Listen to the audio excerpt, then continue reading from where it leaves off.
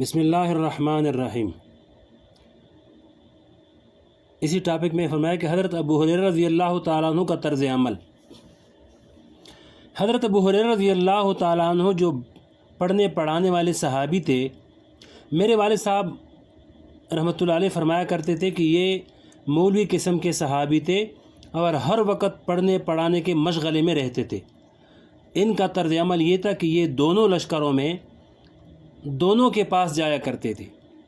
यानी इससे पहले वीडियो में हज़रत अली रज़ी अल्लाह के आपस में जो जंग हुई थी उसका किस्सा गुज़र गया, तो इसके बारे में फ़रमाया कि अबू हुरैरा रज़ी अल्लाह जो सहाबी थे वो दोनों के लश्करों में दोनों के पास जाया करते थे, किसी एक का साथ नहीं देते थे।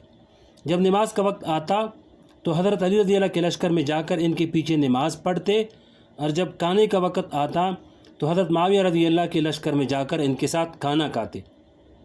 किसी ने इनसे सवाल किया कि हज़रत आप नमाज तो हज़रत अली रज़ी अल्लाह के पीछे पढ़ते हैं और खाना हज़रत मुआविया रज़ी अल्लाह के साथ खाते हैं, ऐसा क्यों करते हैं?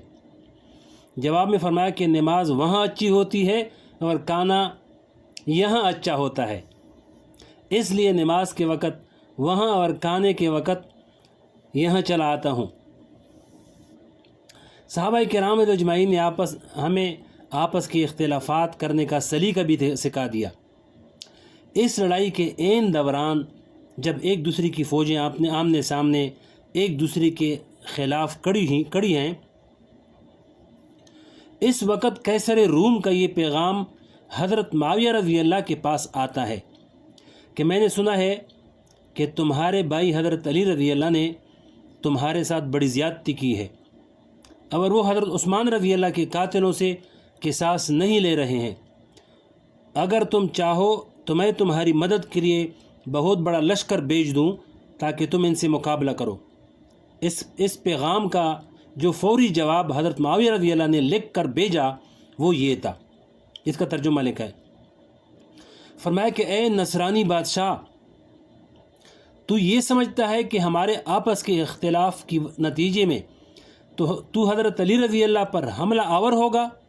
याद रखो, अगर तूने हज़रत अली रज़ी अल्लाह पर बुरी निगाह डालने की जुरात की तो हज़रत अली रज़ी अल्लाह के लश्कर से नमूदार होने वाला पहला शख्स जो तीर गर्दन उतारेगा वो मुआविया रज़ी अल्लाह का होगा। आज कल लोग हज़रात सहाबाए किराम के बारे में कैसी ज़बान दराजियाँ करते हैं, हालांकि सहाबाए किराम की शान और मर्तबे को समझना कोई आसान काम नहीं है। इनके मदारिक और जज्बे को हम नहीं पहुंच सकते।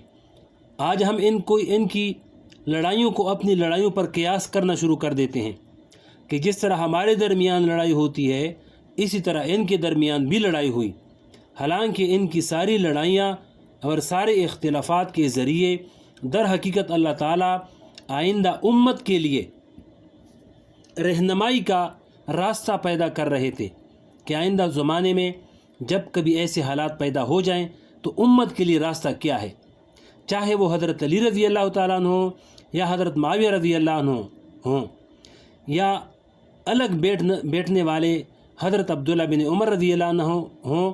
इनमें से हर एक ने हमारे लिए एक उसवा-ए हसना छोड़ा है, इसलिए इन लोगों के धोखे में कभी मत आना जो सहाबाए किराम के इन बाहमी इख्तिलाफ़ात की बुनियाद पर किसी एक सहाबी की शान में गुस्ताखी या ज़बान दराजी करते हैं। अरे इनके मकाम तक आज कोई पहुंच नहीं सकता। हज़रत मुआविया रज़ी अल्लाह ने चूँकि अपने बेटे यजीद को अपना वली अहद बना दिया था, जिसकी वजह से इनके बारे में लोग बहुत सी बातें करते हैं। हालांकि वाक़या लिखा है कि एक मरतबा जुमा के खुतबे में ऐन जुमा के वक्त मिंबर पर खड़े होकर ये दुआ की मुआविया रज़ी अल्लाह ने कि या अल्लाह, मैंने अपने बेटे यजीद को जो अपना वली अहद बनाया है, मैं कसम खाकर कहता हूँ कि इसको वली अहद बनाते वक्त मेरे जहन में सिवाय उम्मत मुहम्मदिया की फ़लाह के कोई और बात नहीं थी, और अगर मेरे जहन में कोई बात हो तो मैं ये दुआ करता हूँ कि या अल्लाह, कबल इसके कि मेरा ये हुक्म नाफिज हो, आप इसकी रूह कब्ज़ कर लें। देखिए, कोई बाप अपने बेटे के लिए ऐसे दुआ नहीं क्या करता, لیکن حضرت معاویہ رضی اللہ تعالیٰ عنہ نے یہ دعا فرمائی۔ اس سے پتہ چلتا ہے کہ حضرت معاویہ رضی اللہ تعالیٰ عنہ نے جو کچھ کیا وہ خلوص کے ساتھ کیا۔ انسان سے غلطی ہو سکتی ہے، پیغمبروں کے علاوہ ہر ایک سے غلطی ہو سکتی ہے، غلط فیصلہ ہو سکتا ہے، لیکن آپ نے جو کچھ فیصلہ کیا وہ اخلاص کے ساتھ اللہ کے لیے کیا۔ بہرحال حضرات صحابہ کرام نے فتنوں کی تمام احادیث پر عمل کر کے ہمارے لیے نمونہ پیش کر دیا کہ فتنے میں کیا کرنا چاہیے۔ لہذا جب اس دور میں جہاں مقابلہ حضرت علی رضی اللہ اور حضرت معاویہ رضی اللہ عنہ کا تھا، اس دور میں بھی صحابہ کرام کی ایک بڑی جماعت الگ ہو کر بیٹھ گئی تھی، جس میں حضرت عبداللہ بن عمر رضی اللہ تعالیٰ عنہ جیسے صحابہ کرام شامل تھے۔ تو اس دور میں بھی جب حق و باطل کا یقینی طور پر پتہ نہیں ہے بلکہ حق و باطل مشتبہ ہے، اس کے سوا کوئی راستہ نہیں کہ آدمی کنارہ کشی اختیار کر لے۔ حقیقت یہ ہے کہ تکونی طور پر اللہ تعالیٰ کو عجیب بات منظور تھی کہ جو حضرات صحابہ کرام اس زمانے میں کنارہ کش ہو کر بیٹھ گئے تھے، ان سے اللہ جل شانہ نے دین کی بہت بڑی خدمت لے لی، ورنہ اگر سب کے سب صحابہ کرام جنگ میں شامل ہو جاتے تو بہت سے صحابہ ان میں شہید ہو جاتے اور دین کی وہ خدمت نہ کر پاتے۔ چنانچہ جو حضرات صحابہ کرام الگ ہو کر بیٹھ گئے تھے، انہوں نے احادیث کو مدون کرنا شروع کر دیا، اور اس کے نتیجے میں حضور پاک علیہ السلام کے ارشادات اور آپ کا لایا ہوا دین آئندہ آنے والی نسلوں کے لیے مدون اور مرتب ہو گیا اور ایک بہت بڑا ذخیرہ چھوڑ گئے۔ بہرحال فتنے کے دور میں یہ حکم دیا کہ گھر کا دروازہ بند کر کے بیٹھ جاؤ اور اللہ اللہ کرو اور اپنی اصلاح کی فکر کرو کہ میں گناہوں سے بچ جاؤں اور اللہ جل شانہ کا مطیع اور فرمانبردار بن جاؤ، اور میرے بیوی بچے بھی مطیع اور فرمانبردار بن جائیں۔ حقیقت یہ ہے کہ ایک پیغمبر ہی ایسا نسخہ بتا سکتا ہے، ہر انسان کے بس کا کام نہیں کہ وہ ایسا نسخہ بتا سکے۔ اس لیے اس نسخے پر عمل کرتے ہوئے ہر انسان اپنی اصلاح کی طرف متوجہ ہو جائے۔ معاشرہ تو انہی افراد کے مجموعے کا نام ہے۔ جب ایک فرد کی اصلاح ہو گئی اور وہ درست ہو گیا تو کم از کم معاشرے سے ایک برائی تو دور ہو گئی، اور جب دوسرا فرد درست ہو گیا تو دوسری برائی درست ہو گئی۔ اسی طرح چراغ سے چراغ جلتا ہے اور افراد سے معاشرہ بنتا ہے۔ آہستہ آہستہ سارا معاشرہ درست ہو جائے گا۔ آج ہم جس دور سے گزر رہے ہیں یہ شدید فتنے کا دور ہے۔ اس کے لیے حضور پاک علیہ السلام نے 1400 سال پہلے یہ نسخہ بتا گئے کہ کسی پارٹی میں شامل مت ہونا، حتی الامکان گھر میں بیٹھو اور تماشا دیکھنے کے لیے بھی گھر سے باہر مت جاؤ اور اپنی اصلاح کی فکر کرو اور یہ دیکھو کہ میرے اندر کیا برائی ہے اور میں کن برائیوں کے اندر مبتلا ہوں۔ ہو سکتا ہے کہ پوری معاشرے کے اندر جو فتنہ پھیلا ہوا ہے وہ میرے گناہوں کی نحوست ہو۔ ہر انسان کو یہ سوچنا چاہیے کہ یہ جو کچھ ہو رہا ہے شاید میرے گناہوں کی وجہ سے ہو رہا ہے۔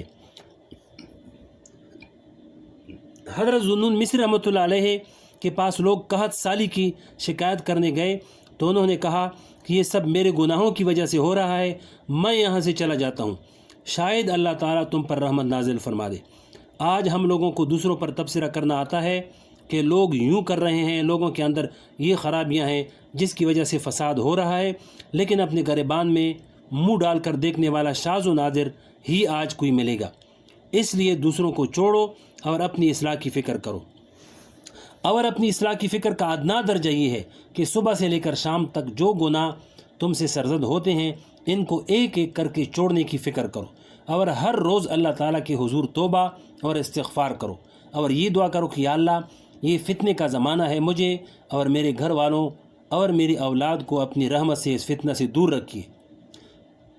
اللہم انا نعوذ بک من الفتن ما ظہر منہا وما بطن۔ اے اللہ ہم آپ کی تمام ظاہری اور باطنی فتنوں سے پناہ مانگتے ہیں۔ دعا کرنے کے ساتھ ساتھ غیبت سے، نگاہ کے گناہ سے، فحاشی اور عریانی کے گناہوں سے، اور دوسروں کی دل آزاری کے گناہ سے، رشوت کے گناہ سے، سود کے گناہ سے اپنے آپ کو جتنا ہو سکے ان سے بچانے کی کوشش کرو۔ لیکن اگر غفلت میں یہ زندگی گزار دی تو پھر اللہ تعالیٰ بچائے انجام بڑا خراب نظر آتا ہے۔ اللہ تعالیٰ مجھے اور آپ سب کو ان باتوں پر عمل کرنے کی توفیق عطا فرمائے۔